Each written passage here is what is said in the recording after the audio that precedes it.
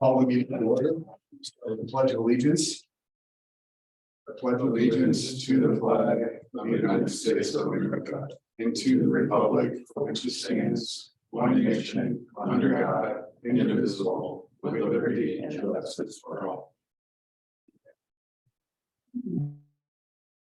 And could you roll call, please? Bob Vasilius. Here. Travis Dunlap. Present. Jim Meeks. Here. Timothy Meunier. Here. Bernie Crawford is absent. And if we could have a motion on approval of minutes, please. Make a motion for minutes. Second. Roll call. Yeah, any discussion? Any discussion? I'm sorry. Okay. Roll call. Travis Dunlap. Yes. Bob Vasilius. Yes. Jim Meeks. Yes. Timothy Meunier. Yes. And I probably should interject right now. I don't normally sit in this seat, so if my gentlemen, my colleagues here can correct me if I make any mistakes, I apologize if I do. So that being said, do we have any communication bills expenditures that we need to discuss? Nothing? Mm-mm. Nothing. Okay. Hearing nothing, I'll move on. Report of officers, committee and staff. Nothing. And then we'll move on. We have a public hearing and for, is it Ferguson's? Ferguson's, I'm sorry about that. Auto and truck repair. It's a public hearing. If you could please stand up, state your name, address, and what you're here. Yeah, my name is Mark Severson. My address is 2130 Jefferson Street in Portage.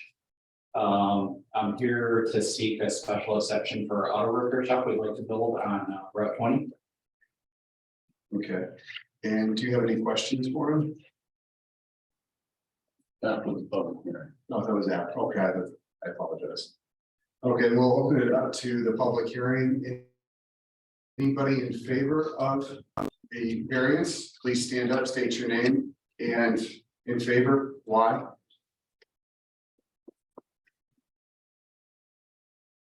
Okay, Ask again. hearing nothing. Ask again. Oh, sorry. Ask again. Anybody in favor, stand up, state your name. And reason why you're in favor, anybody? Okay, we're gonna close out that part of the public hearing. We're hearing nothing in favor. Do we have anybody against the variance? Please stand up, state your name and why you're against it. Again, I'll ask you one more time. Anybody not in favor of this? Please stand up, state your name and tell us why you're not in favor. Okay, here. Mm-mm. And hearing nothing, I'll close that part of the public hearing and discussion. Are you gonna build a whole new building now?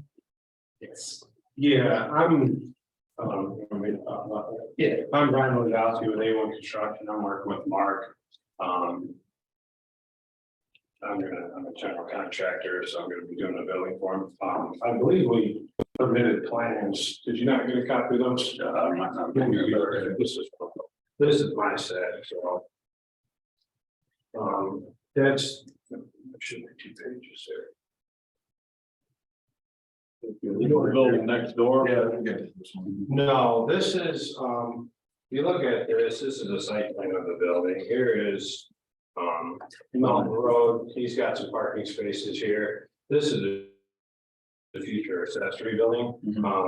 We went through all the setbacks, like the setback is kind of at a diagonal here in the rear, so all the buildings setbacks, the height requirements, the front glass. You guys have like a glass ordinance or something. So much percentage on the first floor, so like we met all that type of stuff. So the other buildings are here, your neighbor. Yeah, the neighbor would be, this is a lot line, so the neighbor building is there. There's the road on the whole corner. Yeah.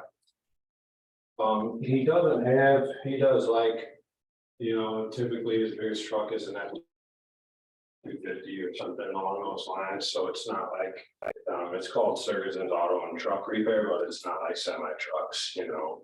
This building couldn't handle work on a semi truck anyways, so. So I'm assuming you haven't got a hold of the state yet about putting in a driveway. No, we're working with Charlie Land doing the roof, all that kind of stuff. indices, I think you I guys. have one. I think so. I looked on my desk. Yeah. Just some things to make sure I understand what you're asking for, and I apologize, because it's kind of the same stuff that we covered last time, just preliminary, just to make sure we're on the same page. Landscaping was kind of a little bit open, but you were gonna have some sort of landscaping around it. Yeah, we had, I kind of dug through that. Yeah. Section of the ordinance as well. Here was, on the site plan. Yeah, this is what I'm. All this, so I think you guys had tree space so far, and then you needed so many shrubs and so many bushes and that kind of stuff.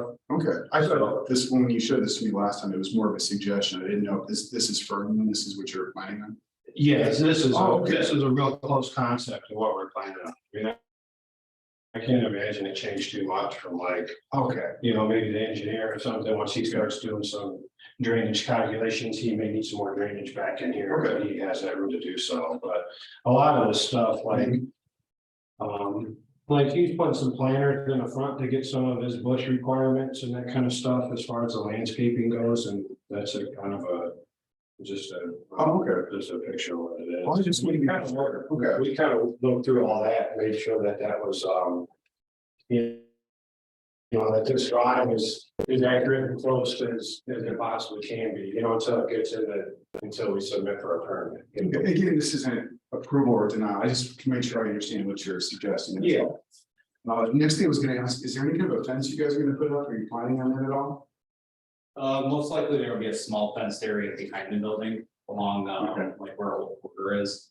Okay, there won't be any outdoor storage though. No, Okay. The other thing I was kind of curious about too is we covered this in the preliminary, but no cars with liens left out. There won't be any cars left for any length of time outside that you're working on. That can be parked inside or, the most that we ever have a car sit on our lot is usually about a week. And it's just usually because of parts delays or something we can't get right away to get it fixed. okay. Our clientele doesn't really the type that would like abandon cars with us. Mhm. I mean, it does occasionally happen, but we work with Indiana Lien, to get a lien on the car so we can get a title and get rid of it as soon as we can. Okay. That's gonna take 30 days, isn't it? How long have you ran into that, like quite a bit, or? Just one time, Yeah, so in how many years of business have you ran into that? since 2012. Yeah, so since 2012, he's had one person leave a car at his yard, so. And that's gonna be similar to the prior shop that you ran too. 'Cause, Yeah, yeah, I remember cars only being out there for a brief period of time. I just wanted to double check. It sounds like you're expanding a little bit. yeah. He's renting from me in Chesterton now, which is next to like down the street from the post office, and I'm his landlord now, and I don't have to complain to him about, hey, Mark, you got a car sitting out there for. Like, he's been with me for what, like 3 or 4 years now. And like, I think the only thing I had to get on him on is about his guys breaking up boxes in the dumpster. So nothing, like, I have no significant complaints, so. Also, too, question, oil changes, you're probably gonna do those, right? Yes. And how do you handle this? Just curious. We just do them on a 2-post lift. We have oil storage for the used oil, and then we have a company called, I think it's RSU's Oil Services coming. Or 55 gallon drums, that kind of thing. We have a 250 gallon tank that we store it in currently Okay, above ground or, above ground. okay. Yeah. And so again, it's only cars, light trucks, cars, and mechanical work only, nothing else, just the basic run of the mill. Yeah, mechanical repairs, general maintenance. We don't get into rebuilding assemblies like engines or transmissions or anything like that. Okay. Is that what We I'm do doing? replace them, but yeah. Okay. We'll buy them from a remanufacturing company and install them. But we don't do unit repair there. Okay, and just out of curiosity, this doesn't make a difference now, we're not addressing it. You mentioned an accessory building, would that be to expand in the future, or what would that be for? Most likely it would be a little bit of office space. Oh, okay. No, the accessory building would be for storage, like, if they had tires or an extra car or something for future. Oh, You wouldn't put an office in the accessory building. Probably just a small one, maybe. Oh, well, that would be something that we would. What else would be stored in there? In the accessory building? Equipment. Oil? No. No, we buy oil as like on a as needed basis from our suppliers. And then the most we ever store there in waste oil is 250 gallons. Okay, any hazardous material be stored in that building? No, Building gonna have power? the accessory building? Yeah. Yes. And one question I've got to ask, I know it sounds silly, I apologize in advance, but there's no living space in the buildings, right? No. Okay.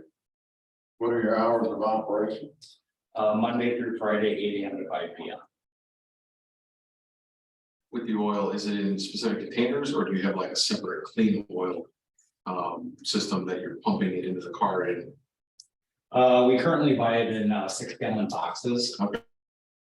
They're like real small tubes. It's just basically a heavy cardboard box with like a thick bag in it. Is the bag just discarded after that or does that get picked up with the used oil as well? They get picked up with the. Okay, this would have residual in it. Right. Gotcha. We do with antifreeze. The used oil service picks that up as well.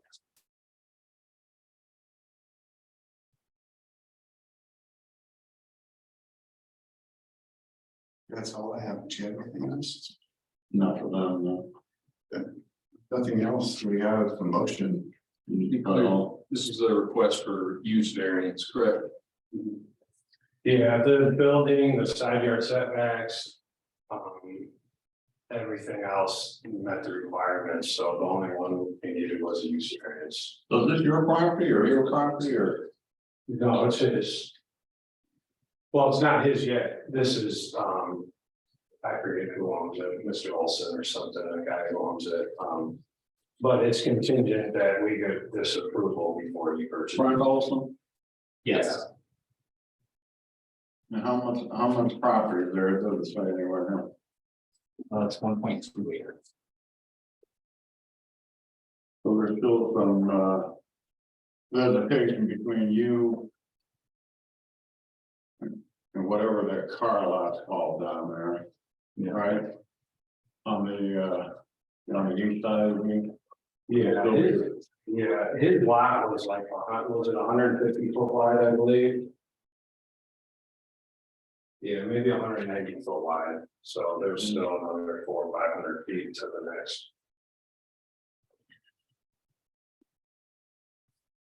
Yeah, I don't have anything for them, but we'll do that some discussion here. Was that part of the public hearing discussion amongst the board? Okay, I'm not real keen on having an access to Old Porter Road there. Yes. You got, you know yourself, if you come down Old Porter Road right there, that loop there. People pull out when they today. You get the same thing at the, over, keep them nameless, but the auto dealerships, you got the same problem down there. Yes. We don't need another access on Old Porter Road. Okay. It's an access road, it's not a major highway, we don't need another access on. That's my opinion. Because this property already has a cut from NDOT in the front of it though, on 20, right? No, No? No, there's nothing there. I gotta get approval from the state to put that in. Oh, so anything that we do is pending that then. Well, I don't care what state says, I don't want to see a road on Old Porter and access on Old Porter. Understand?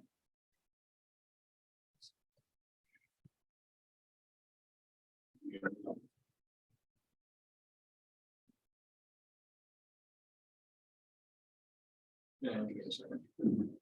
Kind of different about the access, because I mean, we just guys are talking about for the other one we did. Can we ask questions though? Yeah, if you have a question. Was there a reason for the cut in the Old Porter or just convenience for bisecting the? I mean, kind of the early discussion, we talked about is, 20 might be more dangerous than, pulling out on the 20 on that aspect, so. Oftentimes, how many cars do you get in and out a day? You see 100 cars a month, right? Right now, we're servicing about 120 cars a month. Yeah, so, and then he has. So that would, people pull in, and I don't know what and his employees pull in there and out there one time a day, so. Parts deliveries, I'm assuming too. Yeah, so I don't know Okay, I can use that same argument for Old Port. We're gonna put another 120 cars on that road. That road's not built for that. It's an access road. It's not a highway. But I just don't fit it. I don't have any problem with their building there. There's nothing else that's gonna go there. I just don't want to see an access on Old Port. Was the intent to have an access cut off at 20? Well, 20 and the front, I mean, just like, you know, Curly's has the same thing. Yeah. Every other business, I don't know, the neighbor next door has it cut onto the Old Porter. They have it fenced off, I think. There is no access for your neighbor there. Yeah, the other ones have a gate in the back, we can't. The neighbor has an access. it's Right, just but it's gated gated off. Yeah, Yeah, so they could open it though and use it, the car dealership has access, but the fireworks store has an access on the, you know, so we were just kind of following suit, like, hey, if we're test driving a car, we don't want to go flying out on the 20, you know, if we're test driving a car, we're gonna, you know, speed limit's 30 miles an hour, they're driving cars and light trucks. You know, on that road, I don't know what the weight rating of that road is, but, I mean, I live on Old Porter Road and it's a busy road naturally, because it's like, you know, it's bottleneck in Chesterton, you know, so, but 20's busy and Old Porter's busy, so. I mean, I think that's just the nature of the beast, you know. And frankly, a lot of times when I leave, like, I don't even want to go where I'm at, I'm down by Mineral Springs on Route 20. Before I try to go and weasel my way and pull out by the car dealerships, you know, in front of the thing, I'd rather go down to Old Porter, take my sweet old time and hit the light, take a right, and then take a right or a left to go, because it's dangerous bolting out into 20 there, so, you know, from a public safety issue, I thought less traffic on the 20 was better, you know, as far as trying to. I can give my 2 cents. I understand what you're saying about test driving the cars. I work in cars myself, so you don't want to go quickly. I get that. I understand too about going in Old Porter Road, but to Jim's point, one of the things that does concern me is that just like today, I was out on Old Porter, right, to get on Roycos. And I got someone passing me going 45, 50 miles an hour, cutting in and out of traffic rather than going in 20. And what my concern is that people pulling out, it's just an accident waiting to happen. I've almost hit a couple people. So you do have a point. You can't put that many more cars on that road. Yeah. You wanna mosey on down the road, so do I. Most of the people who live here take that road to go into Chesterton because it's the less hazardous. I don't wanna put another 100 cars on that road. That's just my opinion. I don't know what these guys want, but. Can I ask a random question off the books? Is there an ordinance against putting an access on Old Porter Road? You're asking for a variance, so whatever we decide here is what's gonna be decided. But the variance. Well, I'm not- yeah. It's not. Yeah, but it's, I mean, I could be wrong, but it sounds like you're trying to say that, yeah, you know, we could potentially put this business on here without an access on the Old Porter Road. Which would you want the access on the Old Porter Road? Yeah, You know, so that may curb his decision if they're like, hey, you could build a building. But, you know, if he's got a car where it might not be running good or something, it's, you know, I see it as a public safety issue pulling out, you know, pulling maybe a, you know, who knows? So, you know, you're driving someone else's car, you put a new part on it, the part could go bad just like that, you know, cars got computers and they don't always act right. So that might curb his decision to say, hey, guess what? I can't get an access on the Old Porter. That's what I originally wanted. I am building there. But, you know, and that's up to him. That's not up to me. I'm just saying. Well, you're splitting hairs here. Part of the reason this came up is it's not about changing the variance so much as to what can go in there, but just a safety issue. If we make a change, we have to consider what kind of ramifications by making that change with additional cars on the road. It's a safety related issue, just like if you're in a residential neighborhood and you've got kids, you got to think ahead of time about what you're going to approve. So I understand exactly what you're saying. I respect that. And personally, I agree with Jim, but I also think too, if we're working on cars, you need some of the slower pace on that back road. I get that. So I'm the president tonight. I'm not doing the vote, so I'm going to leave it to these gentlemen at this point. I mean, it's a primary primary access should be off of 20 would be a reasonable. But not to have two access points is. You're gonna split the volume or duty of traffic anyway by having two access. I mean, his primary access is, his building faces Route 20. His sign is on Route 20. It's, you know, it's a wider access on Route 20, like, it's, you know, it's just an accessory use, let's say. Or, Personally, I don't see an objection to having that, but I do understand and appreciate what you're saying. right.